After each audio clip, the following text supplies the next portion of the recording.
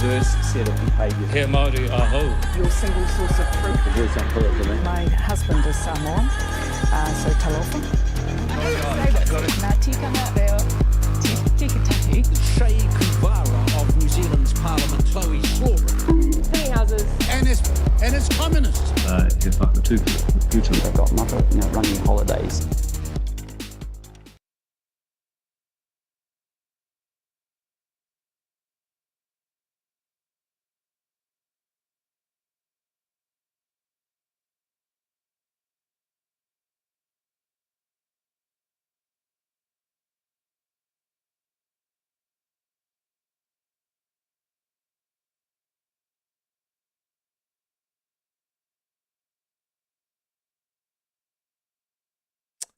Aroha mai.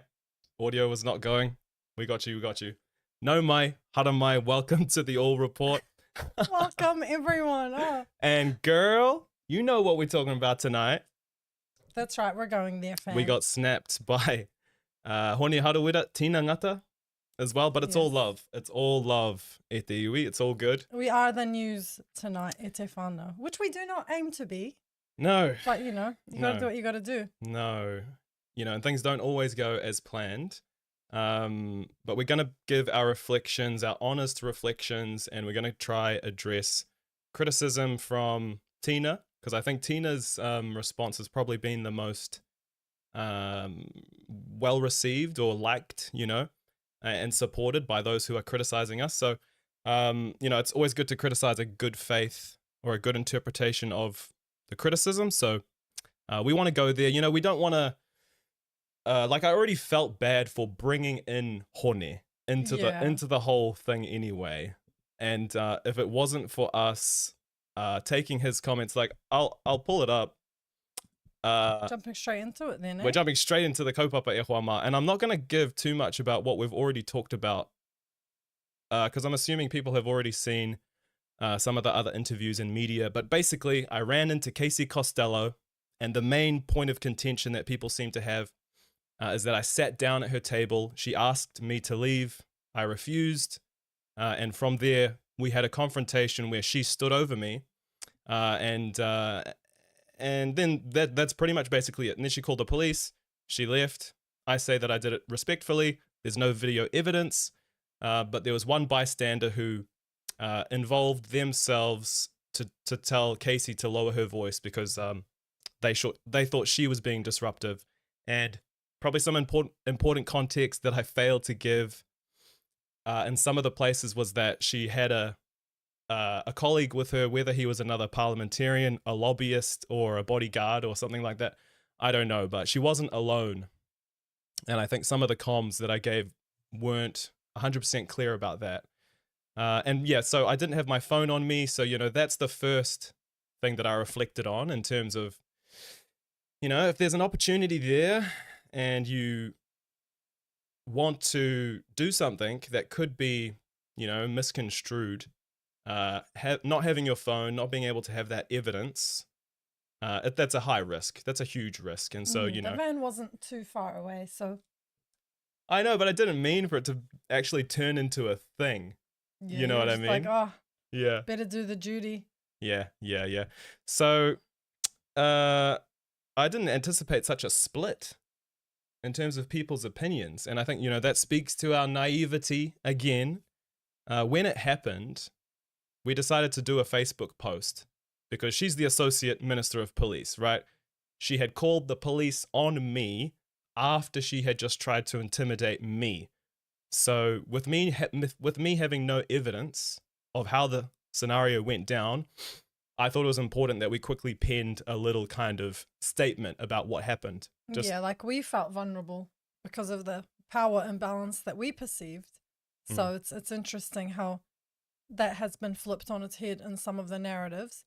But yeah, we were very tired when we wrote that. It was at the end of a road trip. We were still driving home.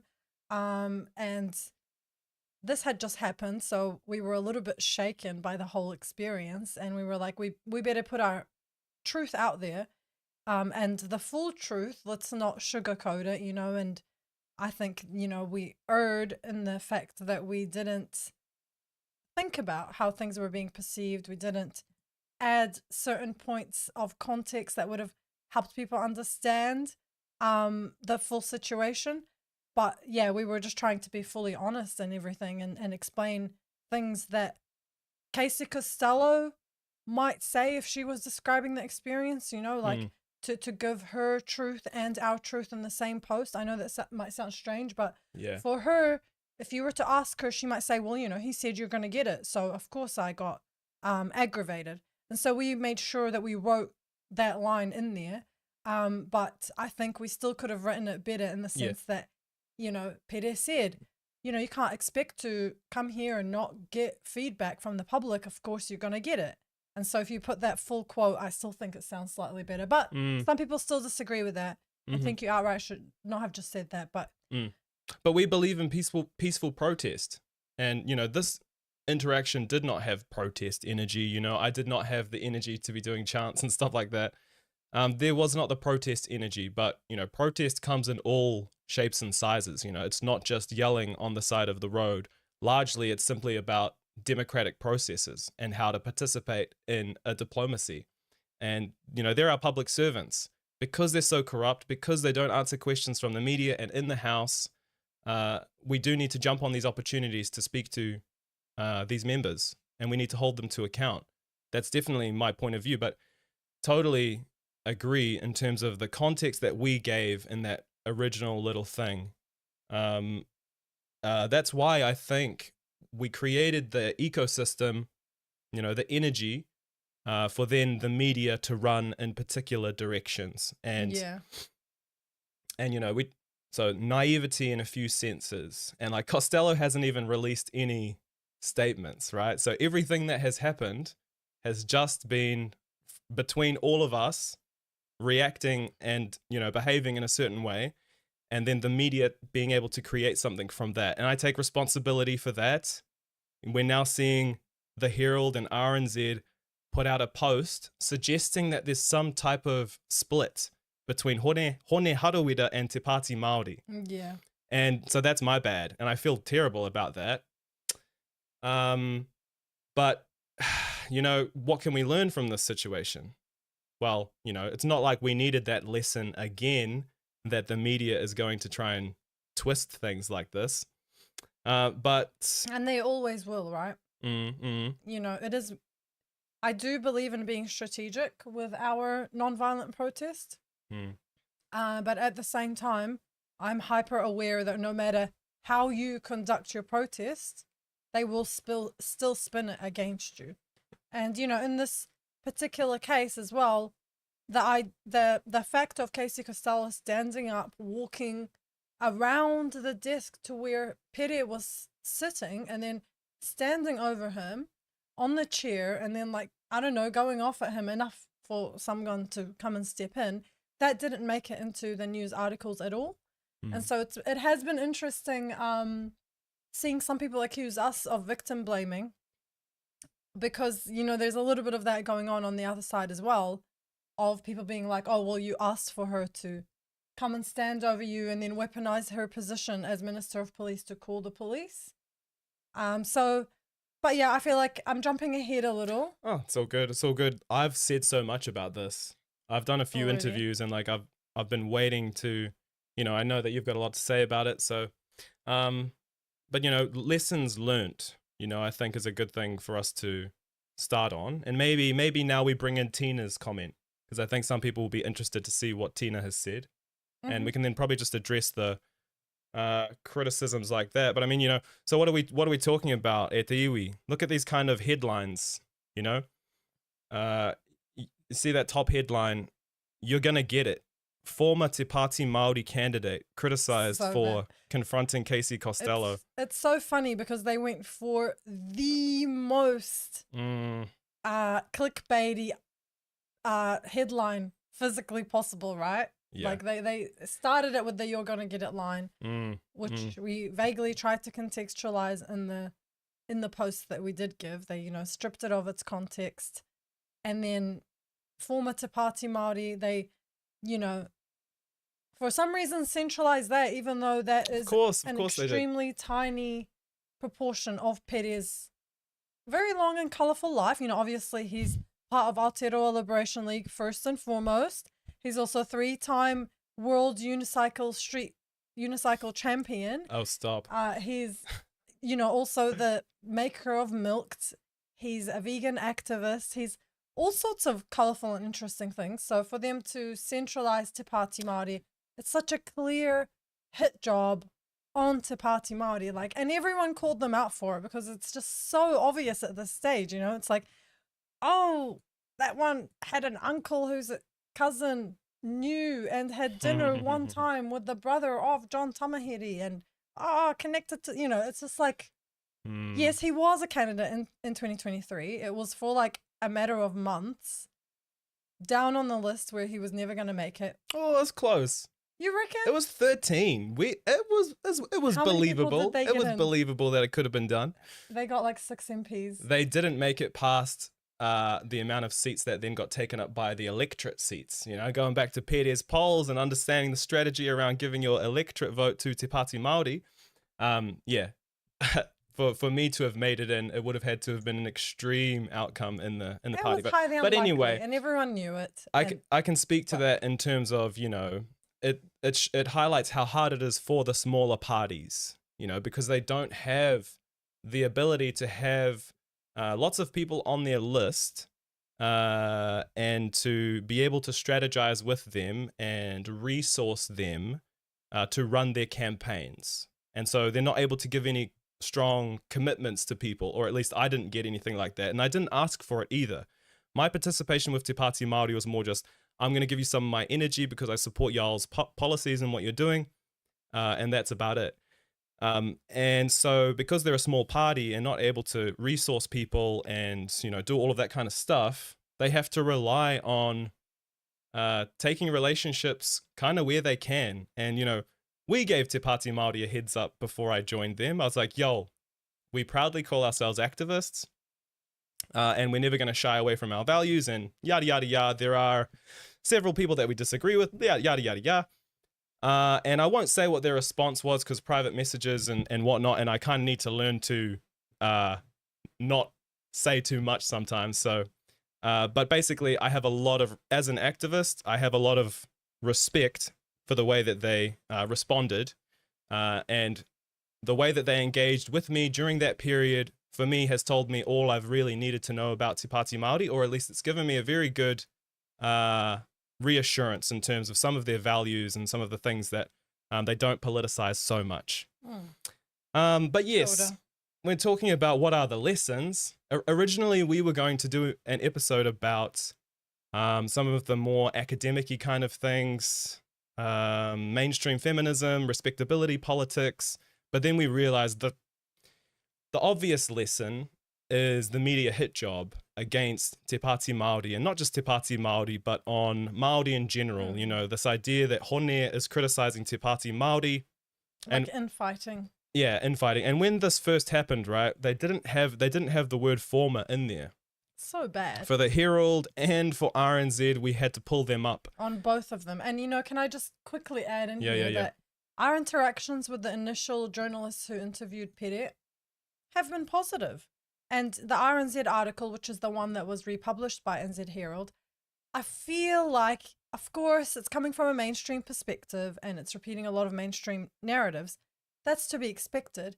But I feel like, that aside, the writer, Lillian, genuinely tried to do a good job of portraying both angles and giving Pere a voice in the article. I feel like, you know, they spoke for 20 minutes. If she really wanted to, she could have picked the most boring, neutral things that Pere said that didn't add much to the conversation.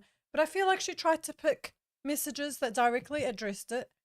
I think she gave you a fair go, all things considered. You know, we can always criticize these things. But I do feel like RNZ then did that writer dirty. Because they then put a headline that said former, that said Te Pāti Māori candidate without the word former. And the writer knew that Pere was a former one because she specifically asked him. He clarified it was in the article. So the writer knew but the editors came in over the writer and then put Te Pāti Māori Canada, and then New Zealand Herald did the same. And then in both cases, credit where credit's due, the journalists that interviewed Pere actually went out of their way to get in touch with NZ Herald and RNZ to respectively both to change the headline from Te Pāti Māori Canada to former Te Pāti Māori Canada. So still centering the former Te Pāti Māori aspect, which I guess, you know, there's no getting around that, but at least they're being honest now. And that's, thanks to the reporters working there. So the system is the problem, not the people in the system. Yeah. And just reiterating, for me, the biggest message is that the media are always going to do Te Pāti Māori dirty.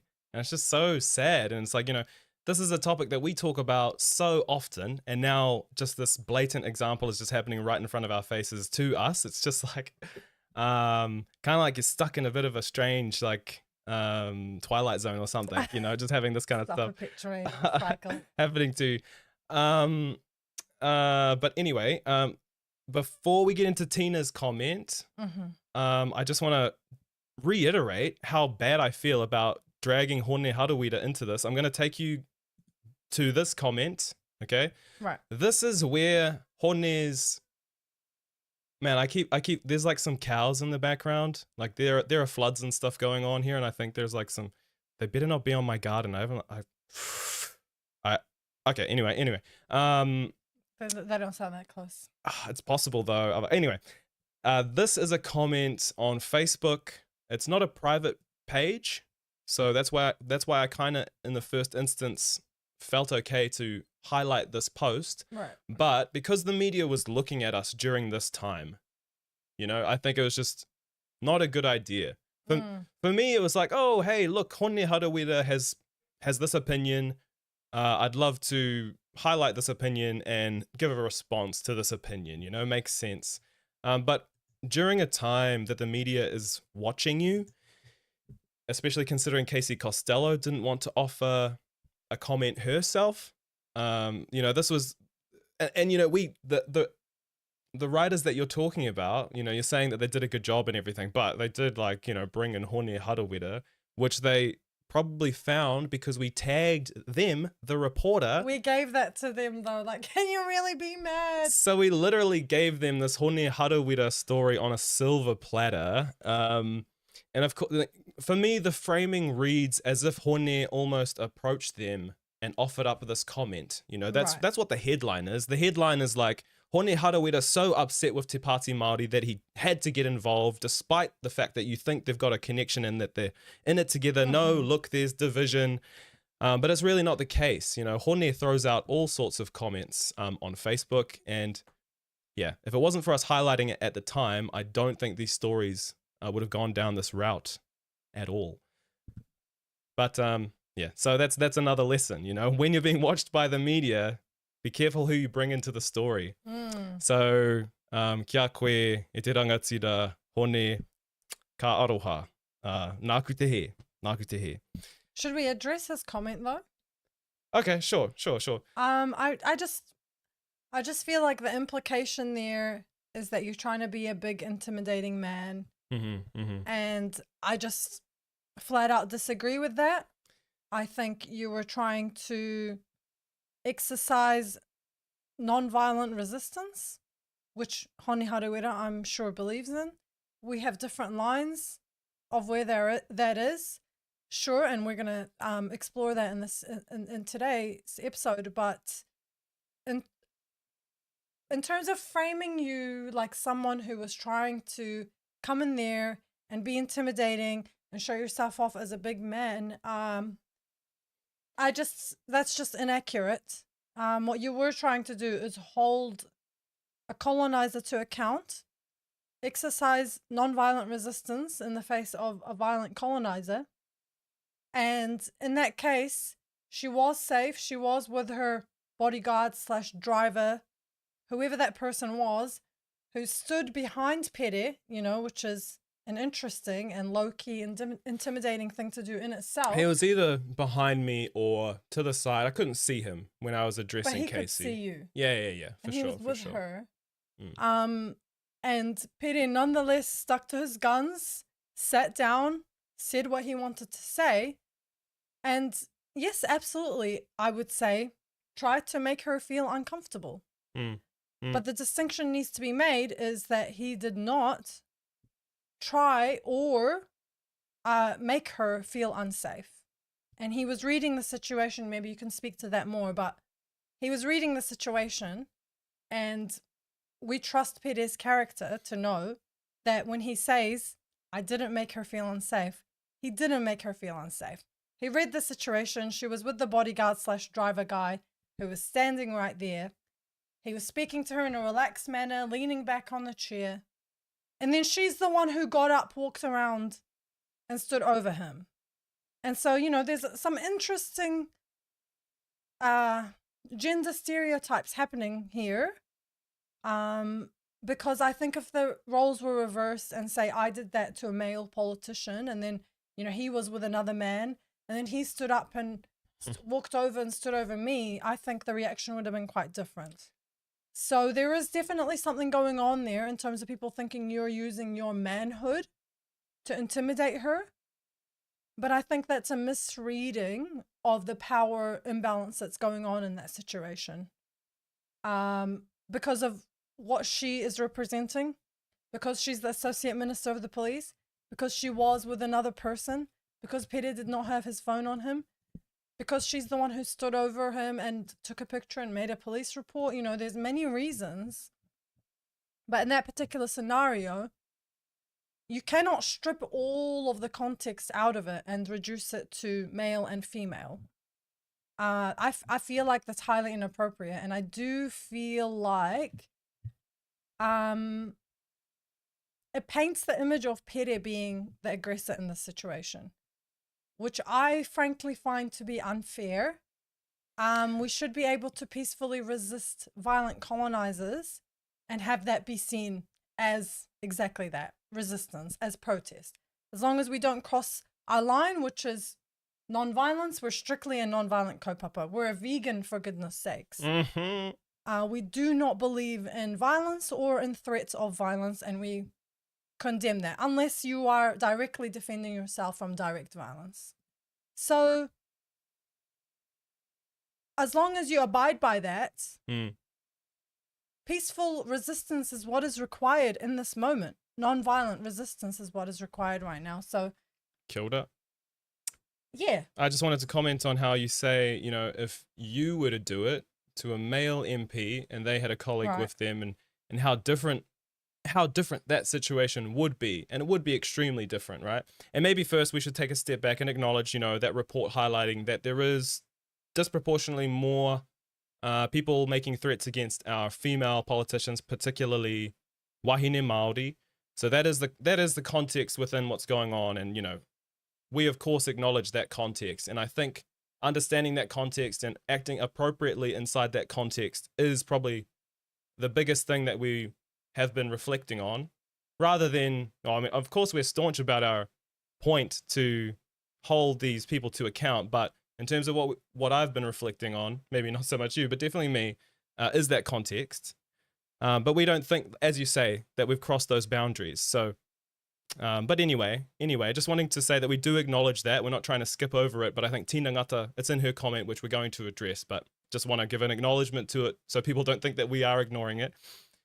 But yeah, if things would have been different if you approached them, but it's so crazy that it goes on the other extreme as well. And it just highlights how big issues are in terms of gender stereotypes and sexism in general, is that lots of people have been giving me feedback and criticizing me, but they haven't been like personal. They haven't said anything nasty or you know, brought any kind of personal thing into it. But the last time we saw such heavy criticism of you, all of the racist, typical, classic insults were coming out. And even myself, when I was looking at feedback that people were giving me about this one, the only time I actually, like, I was flicking through people's feedback of me, and then I saw this other person's post come up, and it's a bit hard to read. but it says, Te Pāti candidate married this mutt, talking about you, for her green card visa, then pushed pro-Palestine. They don't even live together. I mean, I don't know. Obviously, we live together. And this person's called Mana Whenua, by the way. Probably just another AstroTurf Māori account. But yeah, just the extremes, the absolute extremes in terms of the differences, in terms of how we treat our genders. And, you know, I think you're right. We need to take it back to a set of values. And not only that, we need to differentiate the circumstances in terms of social licensing. I would put Casey Costello and fellow colonizers like David Seymour and other members of New Zealand First, Winston Peters, Shane Jones, into a different category that we should respond differently to in comparison to other members of the public. I think the freedoms that we all want to enjoy as members of the public are privileges. And when you have these other members who are making political decisions that are actively impeding on our freedoms, actively oppressing us, actively killing our people, and the example I use with Casey Costello there is rolling back of the smoke-free legislation, which we have modeled, you know, because we're not going with those targets of reducing our population down to 5% of smokers. That modeling is showing that it will increase people dying. So there is an urgency here. And it's like, you know, that classic saying that evil, I think it was, you know, one of those smart guys, right? It's like, evil doesn't destroy the world because of itself, but because of all of us that allow it to happen. And it's true that if we're all just going to passively sit on the fence and just allow these people to operate as normal, and people, you know, she's not just a politician. She's a founding member of Hobson's Pledge. And through her political work, of course, we know how corrupt she is because of her lack of transparency and unwillingness to give the sources of why, of where she got her justifications to roll back that smoke-free legislation. The idea that they should be treated exactly the same as us, I just simply don't buy it. What about you? I mean, yeah, again, I think it comes back to the idea of resistance. If the starting point of the conversation, you know, people have different starting points, right? People who don't believe in activism, who are not activists, they will full stop not believe in resistance at all. They don't believe that we should be blocking the roads, making people feel uncomfortable. They don't believe we should be blocking entrances to weapons companies. They don't believe we should be disrupting conferences for New Zealand First and the National Party and so on and so forth, because they just don't believe that we need to be disrupting anyone in order to get our ends. That's where they're at. Then you have the next level of people, which, you know, Hone Harawira would be in, which is that they believe that we do need to resist, that we do need some non-violent resistance. But then even for them, that line was crossed in terms of you sitting at the table. And so that's where it comes down to, I think, with the conversation of we need tikanga around this. What are the rules of non-violent resistance? For me, as long as you're remaining non-violent, non-threatening to someone's safety, you should be as disruptive as you can be to the colonial system, because it is killing our people. It is impoverishing our people. It is putting our people in cages where they lose all of their rights. You know, we talk about people saying Casey Costello has the right to be able to eat her food in peace in the food court, in a public food court. Well, when we think about people who break colonial law, they are stripped of all of their rights. They literally get taken almost all of their rights away. They're put in metal cages. They don't have their freedom. They have all of their lives controlled for them. And this is entirely based around colonial law that's highly unjust, and which is based on a system of impoverishing people, deliberately impoverishing people so that they end up in cycles of crime and get stuck in the injustice system. And it's most of the time Māori who get pulled into that system that strips you of all of your rights. Now, we as prison abolitionists, as people who believe in non-violent resistance, we don't believe in violence. We don't believe that we should be able to strip people of their fundamental rights to the level that we do in prisons. And so we are prison abolitionists.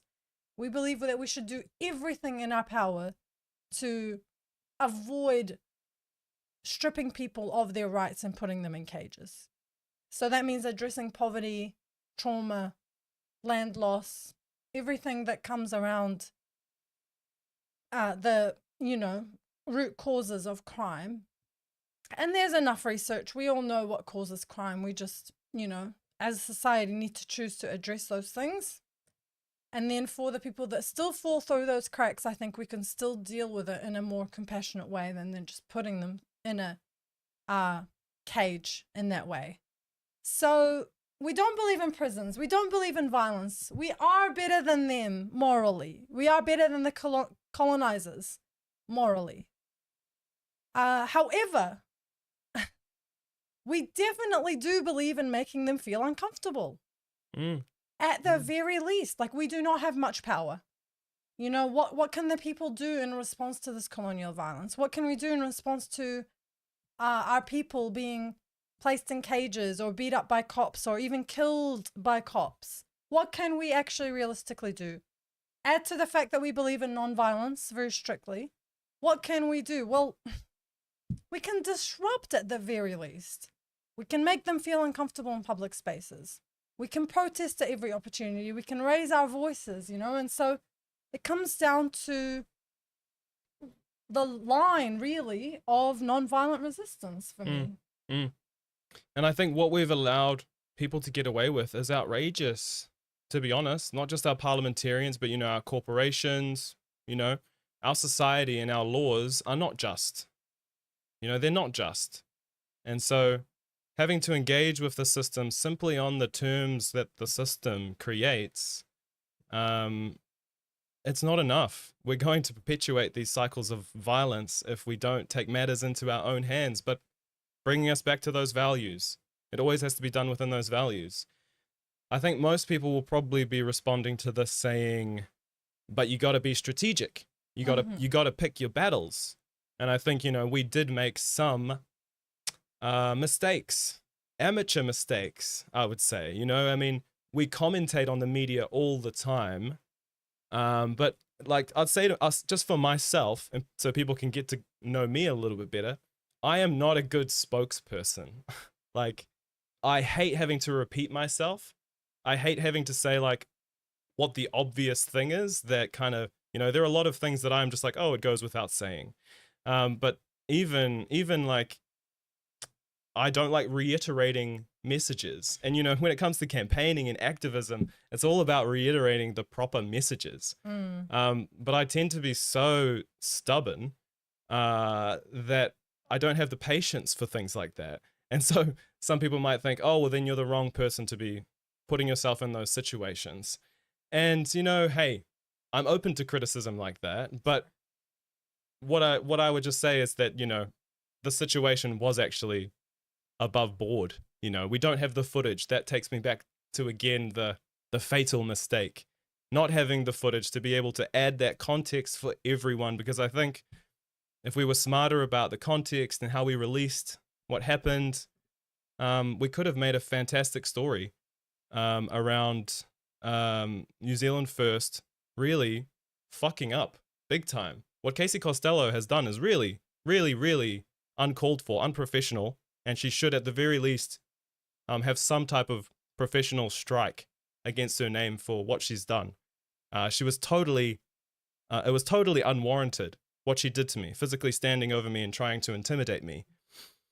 Yeah. But because we left the door open for that gray space and the ambiguity in the beginning, and some of the, I would say, miswordings in terms of how we relayed the situation, just created that ecosystem for people to run in various directions. And yeah, so, I take it on the chest, the criticism. It's good for us to learn about these lessons.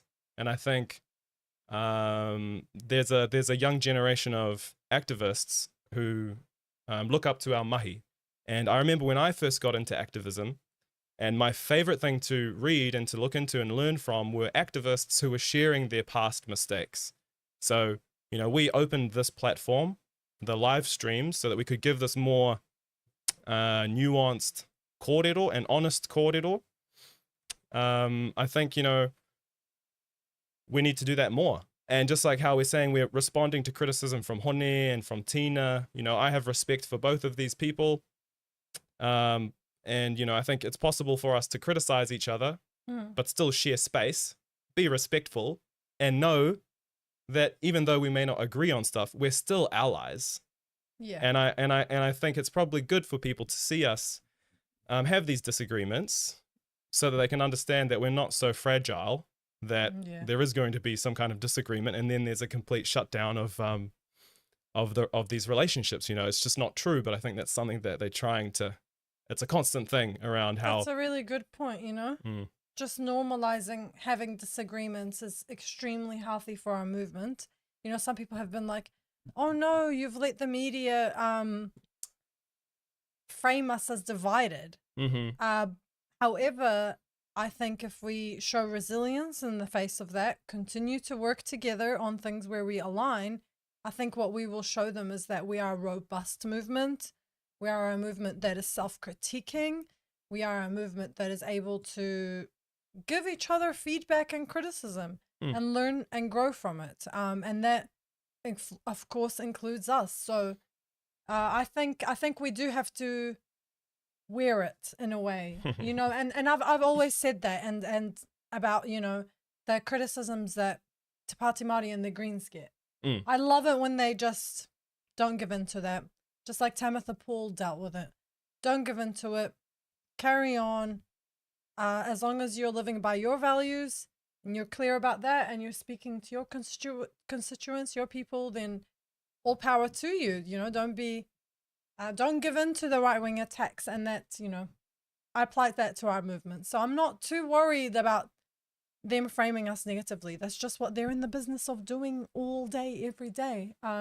But of course, I am interested in learning from this and in becoming better from this and improving ourselves from this, because that's just what I want to do all the time, every day. So bring it on. Bring it on. Yeah, I mean, you know, we're pretty staunch in our approaches and confident in our approaches, but we don't always get it right. We're never going to always get it right. And yeah, I think good to encourage people to not worry so much about getting things wrong. But then it's like, oh, but the urgency of everything. And of course, you know, even like for me, when all of this happened, I thought to myself, oh, great. Hopefully going to take up some of Costello's time having to deal with this. And some of the team members from New Zealand First are going to have to spend a little bit of time thinking about a media strategy in terms of how they're going to respond to this. You know, how are they going to deal with reprimanding Casey Costello? And that has not been how it has panned out at all. And it's sad because, like, you know, you've low-key been gaslighted. And if we had the video footage, I mean, who knows? Maybe people would still just be like, no, how dare you sit in that chair in proximity it would have been table. It would have been another example of, you know, maybe it's not comparable to when I stood up and did karakia in front of Craig Jepson. Yes. But, you know, a lot of people would have said, no, you're not allowed, you're not allowed, you're not allowed. And I guess the line is subjective, right? Like for me with Casey Costello, I really do put an aspect of blame on people like Casey Costello. For example, what is happening in Gaza. There is an element of blame, and people think that, well, that's a bit far away. But, you know, at best, she's, you know, 1 out of 22 people who is responsible for what's going on. New Zealand First are the party that got National over the line, you know, for their majority to, you know, they're all in government at the end of the day. You know, it's not just on the parties that made it through. They all are complicit in a way. And if they're not speaking up, and, you know, it's only Te Pāti Māori and the Greens, some from Labour, but, you know, definitely not as a party position have they been strong. And I lost my train of thought there. I mean, it's not even just what they're going along with. New Zealand First are actively pushing some of the worst stuff Oh, exactly. this government is doing. You know, they're wanting mm. to remove all treaty references in law. Mm. That is arguably worse than the Treaty Principles Bill, which was doomed from the beginning. Because this is actually going through. They are actually going to review/remove. We know this because the original incarnation of that bill was the Treaty Principles Removal Bill by New Zealand First, back in a coalition agreement with Labour, who allowed them to take it to first reading. Yeah. So now it's been brought back with National, and it's still a New Zealand First bill. And it's exactly aligned with Casey Costello's Hobson's Pledge, who want to remove all tiriti rights from law.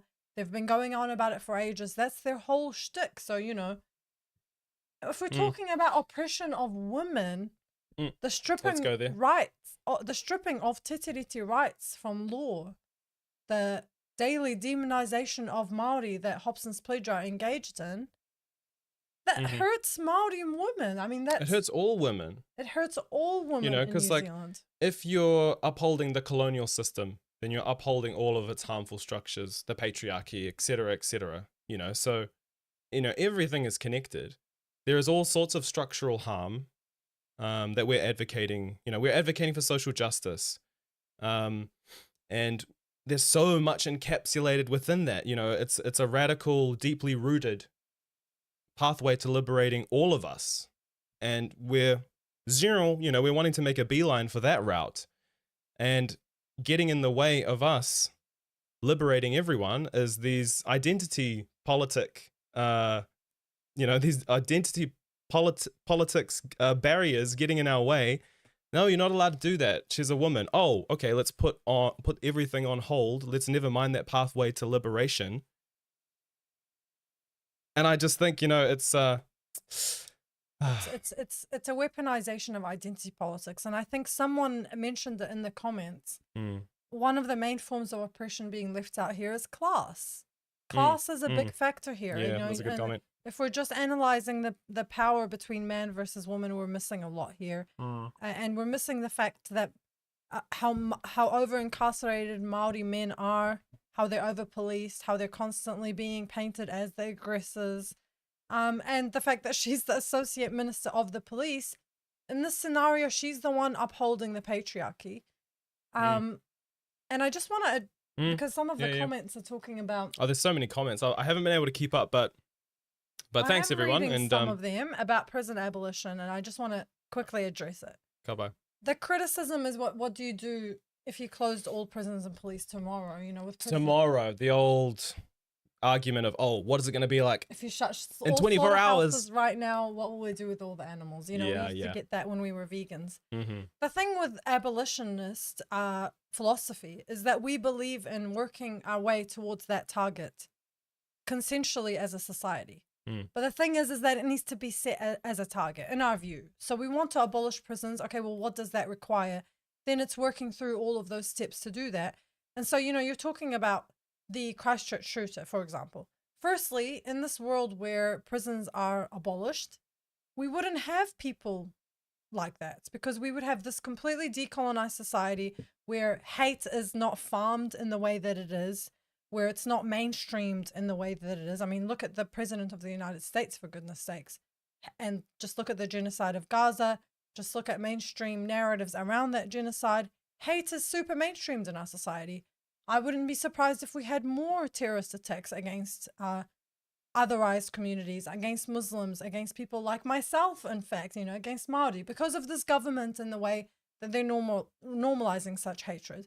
So firstly, in this society, you're highly unlikely to have that kind of violence express itself in that way. But of course, you will always have people who have issues. Always, always, always. And so in the scenarios where we have people who do commit violent acts against others, in a world where we have abolished prisons, what do we do with those people? I'm more than comfortable with going there. I think we should absolutely remove them from the ability to harm others. No question about that. If someone is a harm to themselves or others, we do need to stop that. But we need to do it with compassion, regardless of how horrific this person is. we need to do it with compassion, because we believe in upholding the dignity of each and every single human being. If we need to separate them from society, you know, look at some Scandinavian models.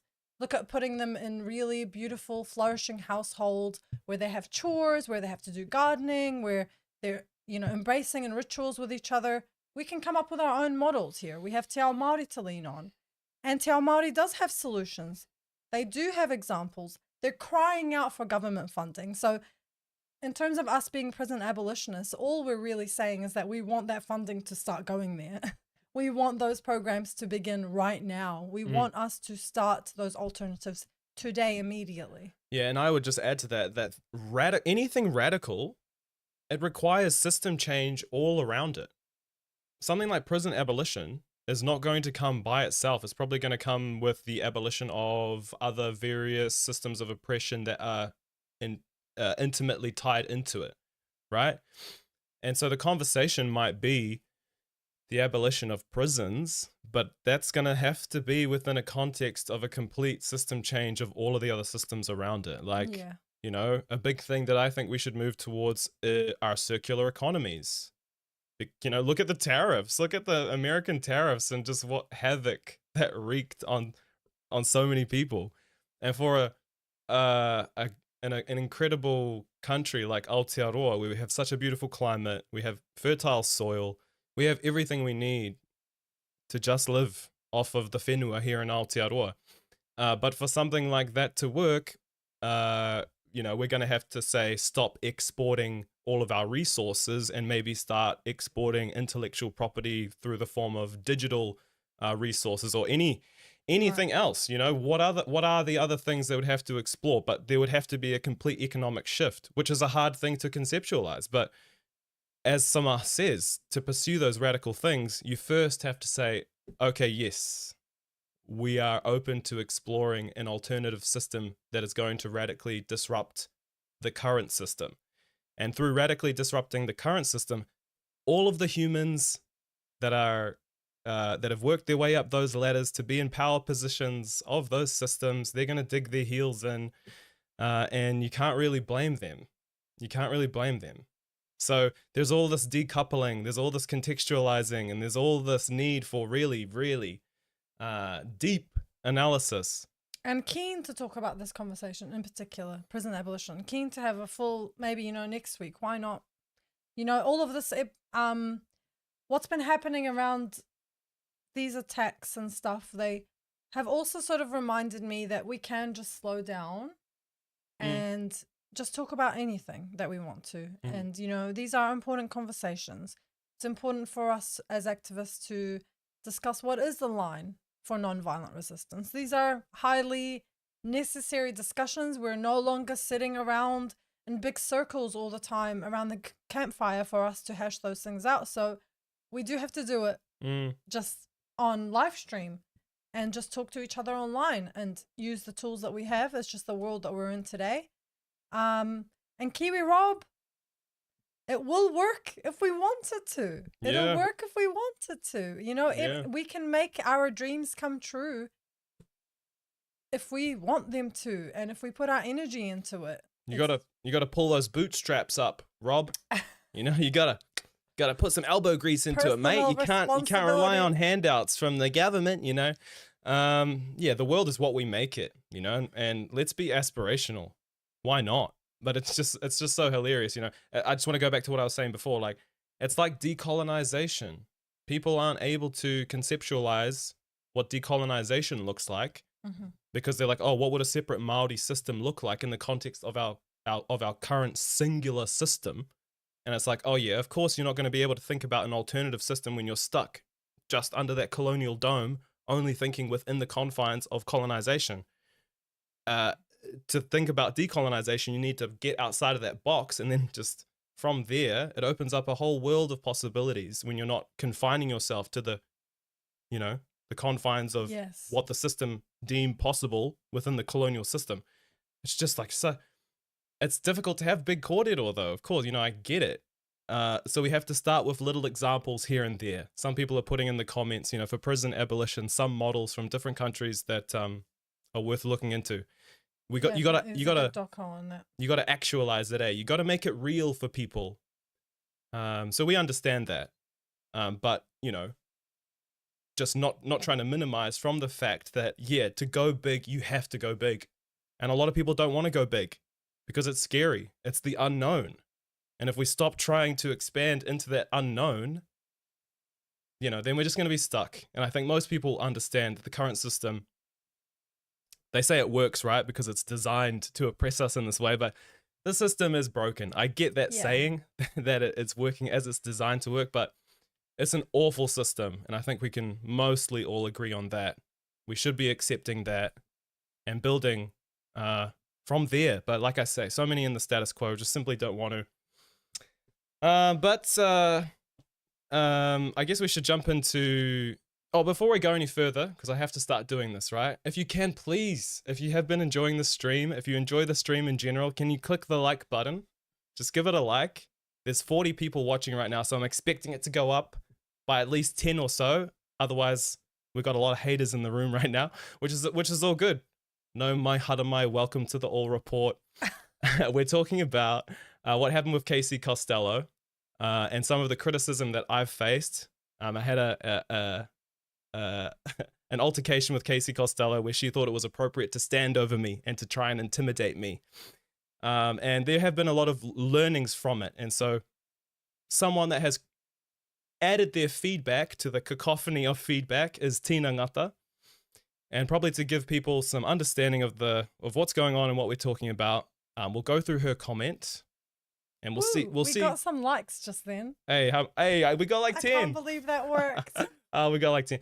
We're gonna try to do that kind of thing of encouraging the growth of the stream, because a lot of people have been supporting us and giving us incredible feedback, and I know that y'all want us to grow, and so we will move past that cringeness of encouraging comments and likes and stuff like that. So oh my e mihi ana kia koutou. What did I miss? Soon, potent perspective. What did I miss? Oh, you're gonna get it. Oh, yeah. Oh, that's great. That's great. Too soon. That's great. Thank you, everyone. Okay, yeah, let's jump into Tina Ngata's comment, because I think we've been talking about it for so long. And Tina Ngata, you and I both have a bit of history with Tina Ngata. Oh, we're not going to get into it. I think we should first start this kōrero by saying kia ora, Tina. Thank you for your feedback. Even though we've had our differences, full respect. Always. And I think, I want to say that, hey, we can receive feedback and still know that we are allies. But I won't speak for Tina, so I'm just going to read her words. Okay. So, to be honest, I understand the urge and sense of duty to stand up to someone delivering so much harm to your people and say something when they are right in front of you. After all, her policies don't stop impacting us when we have kai. In fact, some of them impact whether many whānau can have a kai at all. Kia ora. In a sense, Casey Costello and New Zealand First are invading our peace 24/7 with their... That's what I'm saying, Tina. So we agree on many things with their policies and agenda. And let's be clear, it's not just a job for her either, it's an agenda. And yeah, absolutely. This point here... Great point. This point here, I think, is the main thing that compelled me to approach Costello. It's personal, an agenda is personal. And so for me, some people accusing me of crossing a line, Costello has crossed so many lines. And it does make me think about, I take the point that we're in the context of Māori MPs disproportionately bearing the brunt of this kind of thing if I'm setting the tone. But they're already approaching our MPs. They're already approaching our people. They're already taking things too far. And again, I can take it back to the fact that, yes, it's my fault for leaving the ambiguity there and the grey space and allowing people to fill those gaps in. Going in without my phone to record the incident is a amateur mistake. I get that. But that's I was compelled because I agree with Tina here. She does have an agenda against our people. It's very clear. And so I do think there is there's a difference in terms of where that line exists for Casey Costello. Not saying that you should go over the line, but I'm saying, you know, her line is a little bit further, and so we're allowed to operate in that space, you know? I think it's okay for us to push the line of acceptability depending on the circumstances of the tangata. I think it's totally acceptable. I'm not going to treat everybody the same. I'm not. She doesn't treat us all the same. But of course, the context of... It's a tricky one. It's a tricky one because the context of how people are going to use this as justification to do it themselves to our left-leaning politicians, you know, I take it. Okay, continuing on. Nor is it just a job for us. It's protection, and the stakes are as high as have ever been. Everyone saying make an appointment have evidently never had to make an appointment with an MP. It's not easy. Again, exactly. When it's so hard for us to engage with politicians, I think people need to make a really, really strong argument in terms of limiting the public and saying that it's not appropriate for a member of the public to approach an MP while they're having kai. During kai, breaking bread together and speaking together over kai is a normal thing to do from my perspective. And if you're in a public space, sitting down somewhere, if someone wants to sit down next to you and have a conversation, as long as it's done respectfully, I don't see an issue there. Of course, being asked to leave, you know, that's when I think that's where I push the line out about Casey Costello in terms of what is acceptable and what is appropriate. Because of her, because of the circumstances of who she is, I push that line out. Where was I? Yes. Their diaries are usually full of people that are politically aligned with, that they are politically aligned with. Yes, of course, like lobbyists. Which maybe this is a good time to tell that story about what she said in response to you bringing that point up, that the public want to hear from her. Go on. Okay, so according to your recollection when you came out from it, you said to me that you said something along the colleague lines, that was with Costello. Yeah. That Pere Right. said something to Casey Costello along the lines of like, you know, your policies are impacting us, and we as the public have the right to hear from you, or whether we want to hear from you. And that she said something along the lines of, so does he, pointing to the colleague that she was with. Yeah, so maybe he's not a bodyguard. Maybe he's another tobacco lobbyist. Who knows? Who knows? It could have been her husband. Who knows? But throughout the whole time, you know, he would look at me every now and again, and he would just like very, very begrudgingly, he's like, just let her eat, you know, like a very begrudging. Sad guy, Pere. He's like, he's really getting sick of the kind of company that Costello's Like he's used to it. current vibes. employment has been attracting. Yeah, it felt like he was used to it. And not only that he was used to it, but he's like, yeah, I kind of expect this. That was the vibe that I got from him. And I think that's an interesting part of the story, the vibe that you got from him, because if Pere was threatening her in any way, shape or form, Casey Costello or the guy himself would have sort of indicated that. But instead, they weren't indicating that. And more so, she got up and walked over him before voicing any concerns about being threatened. So that's an interesting fact, you know. Would someone get up and threaten someone like that? It seemed more like she threatened him, tried to get a rise out of him by standing over him. And when she didn't, she changed her demeanor back to, oh, I'm actually the one feeling unsafe. Yeah, exactly. It just seemed like another night out with Casey Costello for that guy, to be honest. But who knows? Maybe, man, my hair is always doing this crazy thing. Iwi. One day, look at the hair. one day I will get a haircut that matches. Anyway, apologies. Okay, so yes. Let go of the ego, Pere. Okay. Their diaries are usually full of people that are up. Even for those that are aligned with blah, blah, blah. Sorry. It's not easy. It's not easy. You're Sorry, right. losing my place. And with all of that playing out in your head, it could be easy to make that split-second call to confront someone while they're eating, lest you miss your chance. I get it. So she gets it. She gets it. Coda, Tina. So, appreciate that, Tina. But then, of course, comes the No. Then she says, I wasn't there. I have no way of knowing who was more aggressive or whether it was a stunt or not. So that one's a little bit ouch. I think this comment is really interesting. How so? Because from my perspective, and I'll have to get Tina's clarification on this, but she's essentially saying that if you're not being aggressive, you can sit down. If it's not a stunt and you're not being aggressive, then you can sit down. So you're saying the red line isn't necessarily sitting across the table from someone.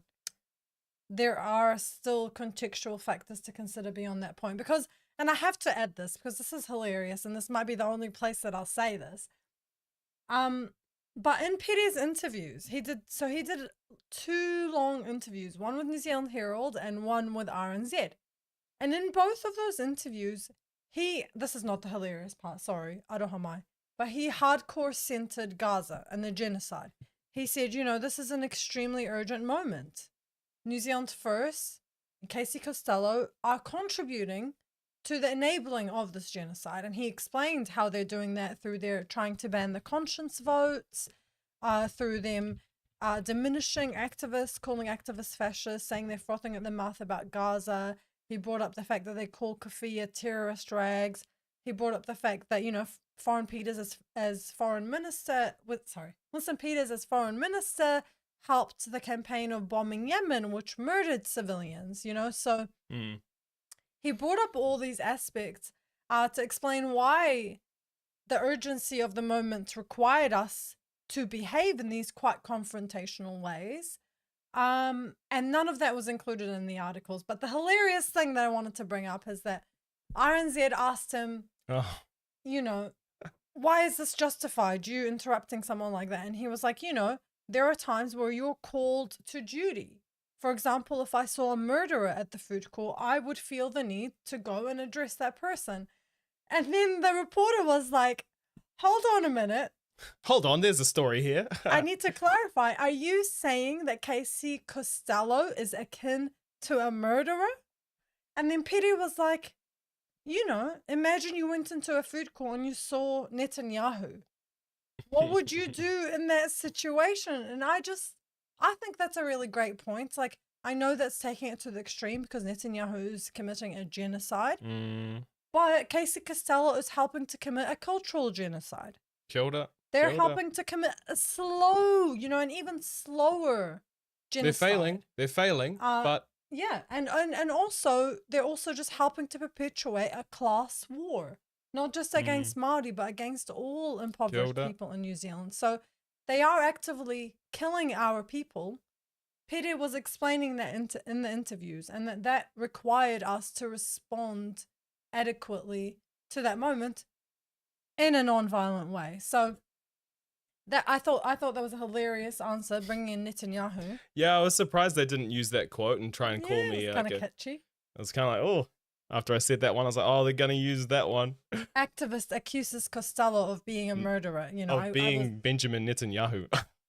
No, because they don't think he's bad. So they're like, oh. No, but anyway, so I'll get back to what I was saying about Tina's point. Yes, Aotearoa. Maybe she's not saying that you can sit at the table as long as you're not being aggressive. Maybe she's not going there, so I don't want to put words in her mouth. But maybe she would simply have reprimanded us stronger if she had some clarification around the aggression or if it was a stunt. I do, though, feel like, we do know who these people are, right? Casey Costello is an agent of colonization. Pere Ngata is an agent of decolonization. Everything that he does is for social justice for men and women. Everything that Casey Costello does is to perpetuate that injustice. So I feel like to say there is no way of knowing who is aggressive or not, and whether it's a stunt or not, just speaks to the fact that Tina doesn't know Pere, doesn't trust Pere, and that's fine. There's no reason why Tina should know you. You haven't spent any really serious time together. But I do feel like our actions speak for themselves. We have been consistently non-violent towards humans and animals.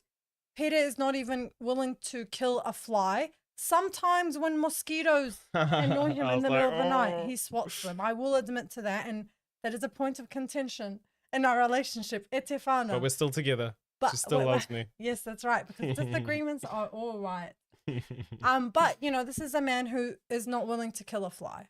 You know, this is the man who moves worms out of the ground diligently when we're gardening to make space for our plants, so as to not kill them. So, you know, But, you we know, do have yeah. some history around who you are as a person. Yeah, but, you know, reminders like this from people like Tina Ngata, they're taking it in from the public's perspective, and they're understanding that everyone else is seeing it through that lens, you know, where they don't have the Fair. context. So I think Tina is trying to meet everyone where they're at and trying to, you know, meet the narrative where everyone is at and add to the corridor from there. Which, you know, it's interesting, but, you know, hey, it's an interesting thought, you know, is Tina supporting sitting down at people's seats, as long as it's not a stunt and as long as it's not aggressive, Right. maybe. But you know, I'll just say as well, it definitely was not a stunt. But because we're activists and because we do stunts, because sometimes you have to do stunts, so I think it's appropriate for someone to say, oh gosh, are these guys just doing another stunt, you know, because it is possible. And that does add important context. And so in this instant, no, I actually saw her on the street first. Like, I was walking into the food court and her colleague were walking down the street. I started walking into the building, and that's when I was like, oh my gosh, is that Casey Costello? And essentially my thought was like, I'm so... had such a long day, but I'm gonna have to say something, was my thinking. So, you know, not a stunt at all. Is But there yeah. a spider on my face? Oh my gosh, why did you turn the camera off? Oh, no, I no, definitely want to take a spider off. There's no spider I on your think they face. went into my hair. but Okay, that's fine. okay, just you'll be Oh, okay. Spider extraction live on. anything? No, it's No, Okay, nothing. You're good. We're clean. We're good. carpet. I mean, I feel like I felt a spider. Okay. I don't have my. So, back to this. But I do know that we are in uncharted political territory right now, and I do worry that this will push the spectrum of acceptable political behavior in offline spaces out just a little further, and that it will give tacit permission for people to publicly confront others that they politically disagree with, and that will predominantly land upon wahine Māori public figures and politicians. If she doesn't get to eat in peace in public, then none of us will. And that's not a decision that I like being taken out of the hands of wahine Māori, as the ones who are primarily impacted by the outcome of it all. So, you know, it is coming back to the point that our actions are going to have an impact, and we have to be responsible with our actions, despite our intentions and what we're trying to do in the moment. We always have to be have to do things with the awareness of where everybody is at and how everybody is going to interpret things as well. So it's fair, but I come back to my stance of I don't believe I crossed the line, but then it's also the political naivety and the unpreparedness and our inability to control the narrative. And so, you know, we took a risky opportunity. Would I do it again? I would absolutely do it again, because I've now learned some lessons in terms of how I would do it differently. And so that's pretty much the takeaway that I have. Would I do it again? Absolutely. But I've learned some lessons, and so I would do it a little bit differently. And I think that's a big takeaway that a lot of people should have. It's okay to make mistakes. Doesn't mean you should just totally, you know, throw the baby out with the bathwater and just rethink back to the drawing board, you know, rethink your life kind of thing. You can always improve. And failing, you get better, you get stronger, become more effective? There we are. I mean, How do you, you know, okay, you've highlighted. Ooh. yeah, because push the spectrum of acceptable behavior. Mm. I don't think you were pushing the spectrum of acceptable behavior. Mm-hmm. We have always pushed for nonviolent resistance and to make colonizers feel uncomfortable. And as someone says, it's called protesting. I think that's a good word to use for what you did, because although it was an impromptu protest, it was a protest nonetheless, in the sense that you wouldn't take those actions against any old person who was at a food court. And so in that context, it was a protest because you acted differently towards this person than you would any other person. Now, what is the acceptable political behavior in offline spaces? I don't know what she means by political behavior, but in terms of protest, the spectrum is anything non-violent, e te whānau. If they're eating, like, it doesn't matter, because, you know, as this post addressed it in itself, they don't let our people eat. Our people are starving because of their political decisions. So the question of, is it going to embolden right-wingers to attack our MPs? I get that concern. It's a fair concern. It's one that we, of course, think about and consider, because we've been watching very closely the attacks on our female MPs. And Pere watches me get attacked day in, day out through our activism. And he knows the gender dimensions of those attacks and the way that the attacks on me are different and more violent. He understands that. At the same time, we cannot let right-wing violent actors, you know, for example, we can look at the counter-protesters to the Palestinian protests. They have verged on violence. They have been violent, in fact. They've pushed people over. A child has been hit. Hammers have been involved. Horrific things have been done by anti-Palestine protesters. However, we cannot allow them to force us to shrink ourselves and to shrink our forms of protest in response to them. So, like, you know, another example is Destiny's Church. They want to intimidate us into silence. They want to counter-protest us at every opportunity. They want to go to queer events and try and shut them down. How do we respond to fear of right-wing violence? I don't think that that's by us being less radical or us reducing our activism in any way, shape, or form. I think that we are staunch in upholding nonviolent principles, that we are staunch in protecting our people, and at the same time acknowledge the urgency of this moment and that we need to be radical in response to it, because they are killing our people. You know, what does self-defense for our people look like? I'm interested in that question, because we believe in nonviolence, but we also believe in defending others and standing up for others. So, you know, if you consider someone who's locked up in a cage, whose rights are completely stripped because they sold weed or something minuscule like that, what are we doing to defend them and to honor the urgency of their situation? Yeah, that's where I with that situation. I think that the right wingers are already attacking our people. They're already killing our people. The question is, how do we respond to that? I don't think Pere is the one expanding that spectrum. I do think that it is dismissing as well what Pere said around what Casey Costello did, because that doesn't really enter this chat at all, does it? What Casey Costello did, how she used her position of power, how she stood up over you, that's all been dismissed because Pere's a man. I'm uncomfortable with that. And I have to say that there is an issue going on with the criminalization of men, because, you know, 90% of prisoners are men. So if we're talking about disproportionality, we have to talk about the disproportional imprisonment of men.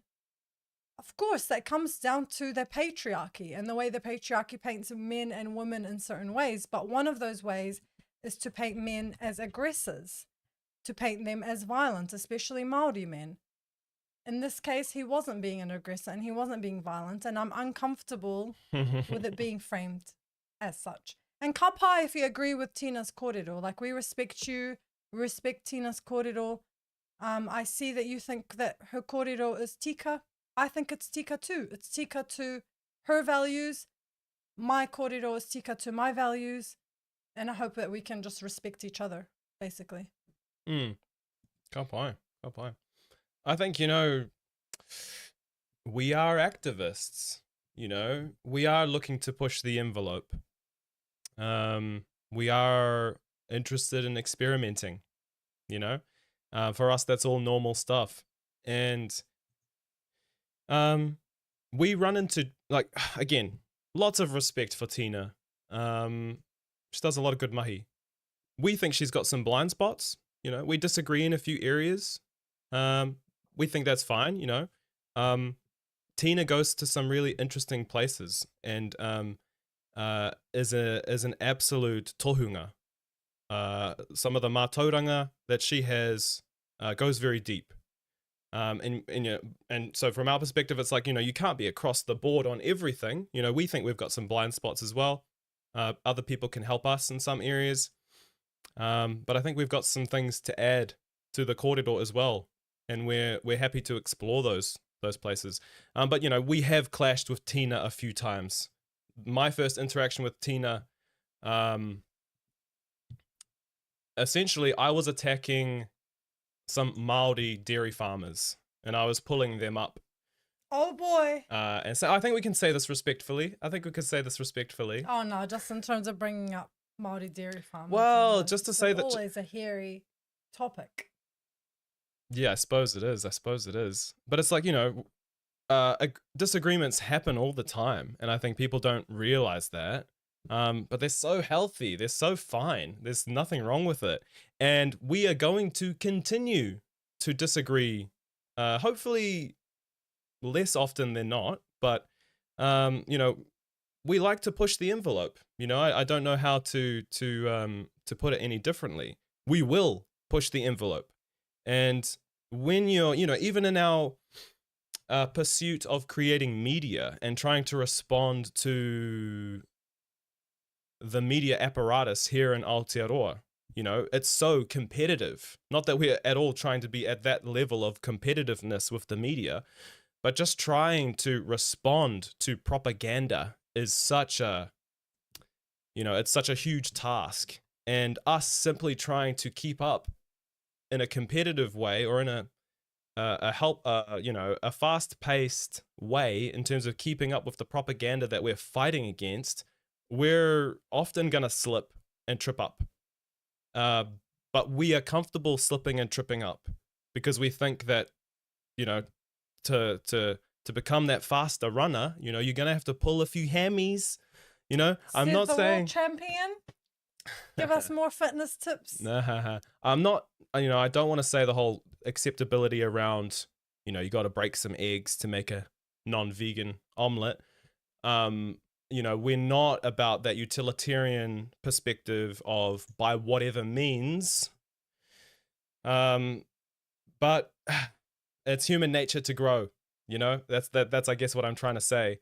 And we are interested in growing, and we're totally okay with those growing pains. And of course, you've had your disagreements with Tina. Maybe we don't need to get into it. But they happen. And I think we can all agree that we can happily disagree, but hopefully we can still be allies. Hopefully. And kia ora to people in the comments who are, approaching the situation in that way. They might disagree with some of the stuff that we're saying. They might agree with some of the stuff that we're saying. But overall, as long as we just unite against the colonizers, recognize our enemy, and stick to our common goals, I think we'll be all right. And this, again, I think, to me, this highlights the importance of a need for us to come up with a tikanga Yep. And maybe we just start that with our own platform, start small, just us, and with collaboration, with some feedback from all of you watching. So, Aotearoa Liberation League Code of Conduct. Yeah. Activist Code of Conduct for Aotearoa. A code of conduct that we can always look back to. You know, if anything like this happens, we can say, let's look at our code of conduct. Were you violent in any way? No. Did you use personal attacks? No. Did you, make gendered attacks? No. Kapai, it seems you abided by our values of nonviolent resistance. Kia kaha. Keep going. So, or you didn't. I don't like that you did that. You crossed this line. You've breached our own tikanga, in which case we'll apologize. Ka pai. Yep. Oh, what more to add? Someone What more to disagreed with add? unicycles. Oh, he's taking the piss. Can Come on. we- Come on. Can we play some of your street unicycling footage right now, please? Are we serious? Absolutely. Just to hijack the stream. I think we're done with the kōrero for tonight, potentially. Yeah, I think we wanted to keep it short and sweet tonight. Well, let's just think, what is there anything that you'd like to add before we move on to the unicycling video? Anything I'd like to add? I mean, no, done so many interviews and things, but I think it's just it's been such an incredible example of how the media is going to demonize Te Pāti Māori, not just them, but Māori in general, and try and push some kind of narrative that we're, not united. It's that classic, like, oh, the tribes are all arguing and blah, blah, blah, blah, blah. And it's just hilarious that we are media commentators and we've just firsthand had this kind of experience. Fell into their little traps. And it's not the first time, of course. Like, my first time getting done dirty by the media was when I went on to promote my dairy documentary, Milked, produced and directed by Ahimsa Films, Amy Taylor.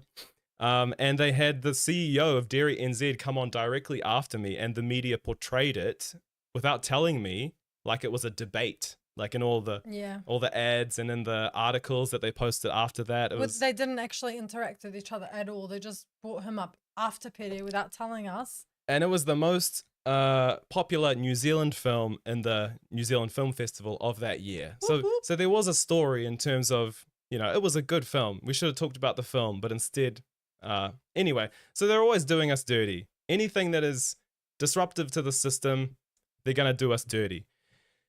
And so although we are holding on to which is the start of Trans Awareness Week. Holding on to our right to be wrong, we're holding on to our right to be wrong. We'd like to reiterate to everyone that, of course, we are aware of the context that we're in, and that we have a responsibility with our platform and with our behavior, and that although we are simply two people and we do not represent the movement, you can see how they've portrayed me as being Te Pāti Māori. They're always going to lump us all in together like that. So although we do not represent the movement, they're always going to use us to say that we do represent the movement, or all of us in the movement.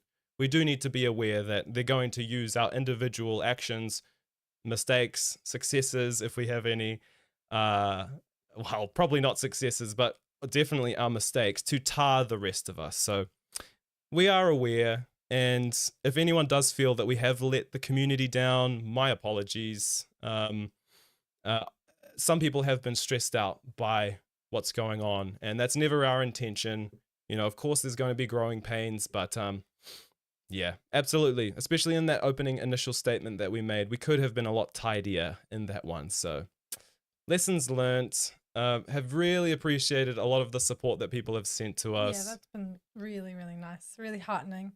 Yeah. Received a lot of love. Like, we're talking about these couple of, messages, and mind you, some got some likes, but we have received a lot of support. It's been really heartening, really beautiful. I did want to add one other point. Ka pai.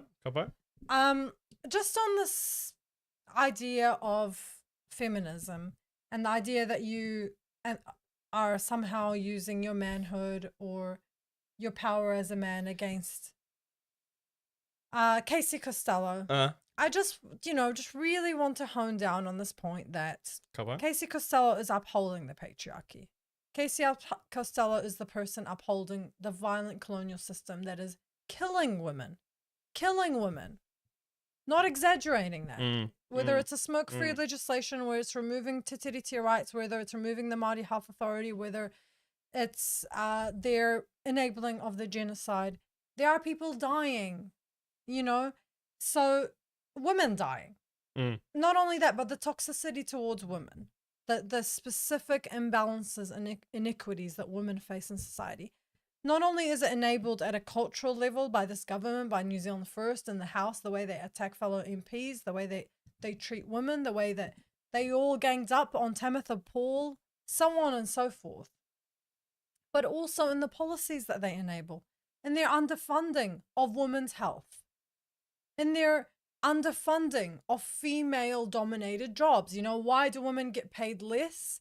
Well, they get paid less for the same job because of those cultural aspects that we talked about, but they also get paid less because female-dominated jobs are underpaid, like care jobs.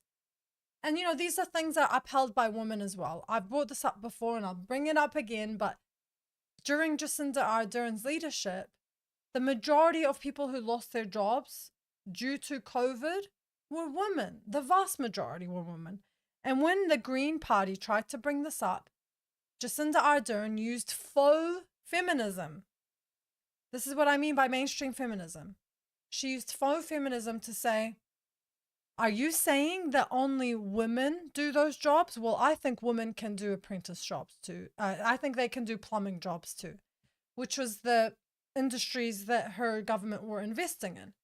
The Green Party argument, of course, was that, but the reality of the situation is that the vast majority of those jobs are male dominated. Those jobs that you're investing in, they're male dominated, and women are the ones losing their jobs. Should we not be investing in female dominated jobs? And so it's easy to weaponize these ideas about feminism and about how the differences between men and women and identities in that way. However, the reality is that women are being subjugated by this current colonial system. Casey Costello is using this, is continuing and enabling that violence against women. Those are the conversations that we need to be having. That's the type of structural level that daily sexism at an interpersonal level occurs as a result of. The standard is set up here, it's set up through our laws, it's set up through our politicians, and then the daily interactions, the sexism that we see in our daily lives that I have experienced. I have been intimidated by men. I know why people are triggered by this. I have been intimidated, I have been harassed by men before. I know that this is a real thing, but I also know that exactly what Pere did, holding Casey Costello to account, is how we challenge that patriarchal system that hurts women. So I just feel very strongly about that point. You know, the patriarchy is not held within each individual. It's a systemic structural issue, and that's what we try to challenge each and every day with our platform. Kia ora. I probably don't need to reiterate it, do I? Probably not. We can move on to unicycling now. Oh, okay. Well, so we're gonna end the kōrero here tonight. I think people will understand. It's wet at the moment, eh? Everyone here in Te Tai Tokiro, if you're dealing with what's going on with the floods and everything, if you're having a hard time, ka aroha kia koutou.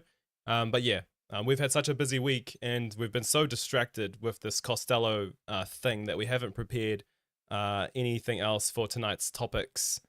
But I think hopefully there'll be some people who will want to watch this for some clarity. I mean, and we didn't really give a good summary at the beginning, but anyway, didn't want to make it too long.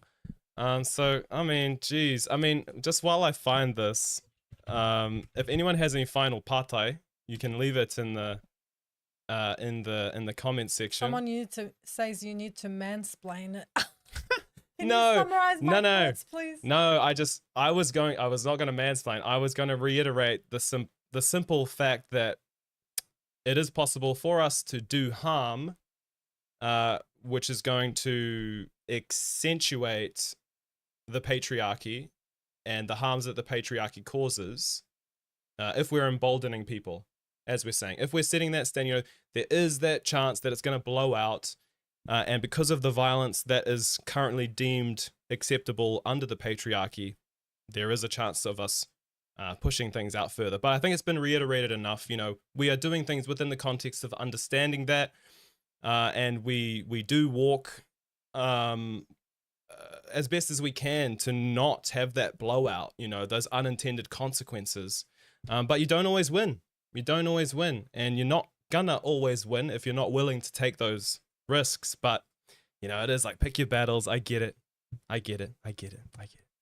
Anyway, any final Pāti? Otherwise, we'll send us off with some unicycle mansplaining. Can I just say, I love when I get a Pere splaining, because like I often like ramble a whole bunch of thoughts and go on and on and on, and then he will summarize it for me in one sentence. So you do actually have a very good summarization ability. Sometimes you are the academic, and I always blab thought on a lot. I was the more like street smart guy, and I say that because I didn't go to school or to university, so it's kind of like, what else do I have? But like, but yeah. Unicycling. Wait, gosh, yeah. We talked about I've this. got the yeah. There's a reason why I'm not doing unicycling anymore. There was no money in that one.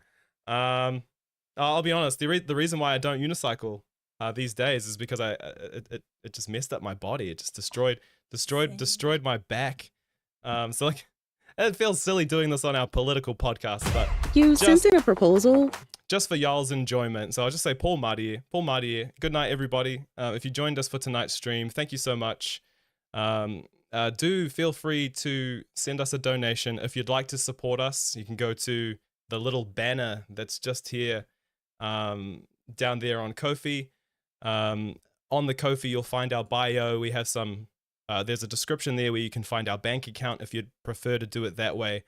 From the beginning. Oh, there's And some. with music. Okay. Well, here we go. We need the full experience. From my past life. Woo. Well, this is 9 years ago. 9 years ago. So yeah, thank you everyone. Thanks for joining. That's your previous company. So okay. Wow, that's called a hard slide. Let's go. What the cranks are they? That's down the Taranaki. That was a fakey double flip. Late flip, under flip. Checking the gear. This is back when I used to wear a beanie like 24/7 of my life. Because of my hair. I tell you.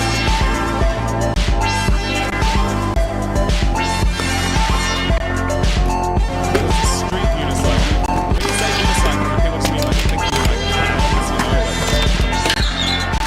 but this is my kind of stuff. Skate park stuff. It's basically like skateboarding, BMX. Don't out your balls because you actually have the I wasn't even going to dignify that. It's like BMX. You know, like if you look at pro BMX riders and mountain bike riders, they have a higher percentage of sterility because of the profession. You got to do it with the right technique. Look at this shit. But mistakes happen, right? Asking for a friend, yeah. There is a seat there. There is a comfortable seat. This is the main trolling that we unicyclists get. Besides people going, it's all about where's that seat going? Where's that seat going?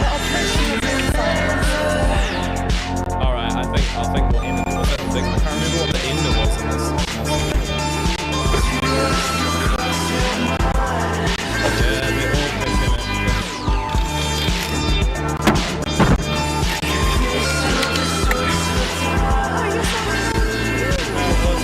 I was probably bigger back then. Really smells.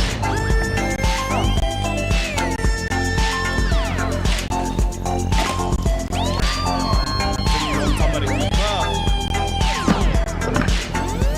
See? Did you see the elevation of the seats on the landing?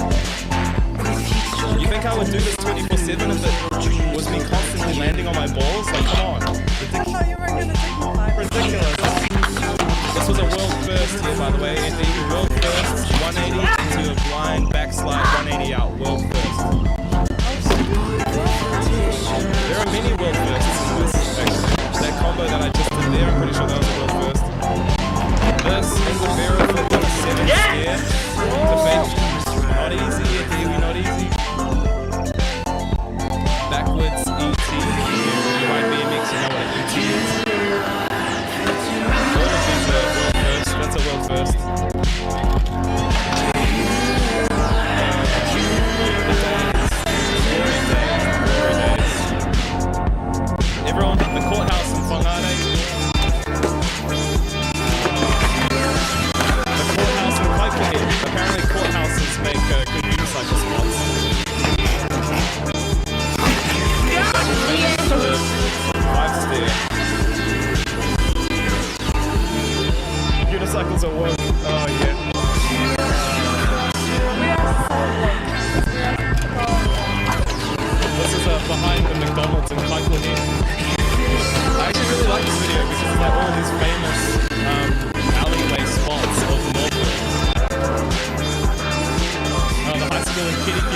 11's there. I think it's an 11. It's very big. It's very scary.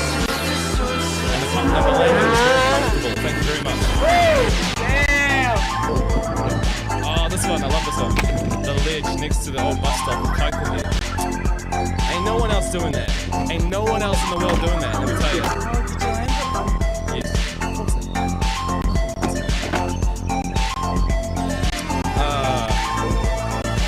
Thank you, Sam. Thank you, Daniel. Thank you, back when I called myself Chris.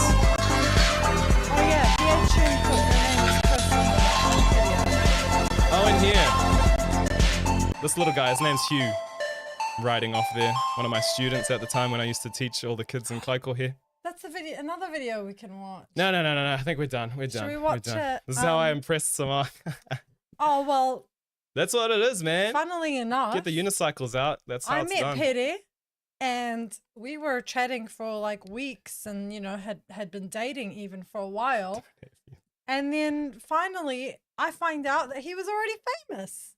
Not only in unicycling, which he didn't mention to me at all, but also that he was this like famous vegan activist, and I had to find out the other people. So, a humbled man, he is a humbled man indeed. I don't need words, if you know what I'm saying. Okay, we better exit the stream before things get out of hand. Okay, so good night, everybody. Thanks again. Really appreciate it. Please do hit the like button on the stream if you appreciate it. And feel free to send us suggestions around what you might want us to cover next week. Yeah. To give an update on the Costello stuff, we're trying to get the CCTV footage. We've put things through to the ombudsman, done a complaint, contacted New Zealand First. The CCTV footage, unless there's an actual follow through with the police and charges that have been laid, I don't think it's very likely that we're going to see that footage. So, I'm going to follow things through in terms of doing what we can to hold Casey Costello accountable to her behavior, because hands down, it was just simply ridiculous. And I actually think she should lose her job.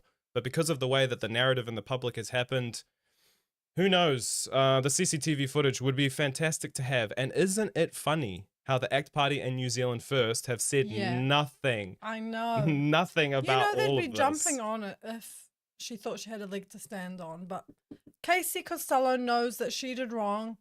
I do wish some people would have a little bit more faith in Pere, but in the context of men being like... We got to do a better job building the foundation first. Yeah. It's I all was good. going to go on a little rant hating men, but it's totally unnecessary because men can be amazing and can be awful. Okay. Thank you for that. Ender, summer. Okay. Paul Māori, everyone. Thank you so much. Thank you, everyone. Unless there are some extreme developments in this kaupapa, I think we're not going to touch this we're kaupapa anymore. I think people are probably getting sick of this and wanting... I mean, we're always talking about how there's so many distractions and we're not having a chance to actually talk about real kaupapa. So hopefully we can push the distractions aside and next week focus on some real important mahi. So, mauri ora, e te iwi, kia pai tō pō, and thanks for the support, everybody. Much love. Peace out. Pāti, everyone. See you next week. Otherwise, we'll see you on the internet sphere. See you in the trenches as well if you're an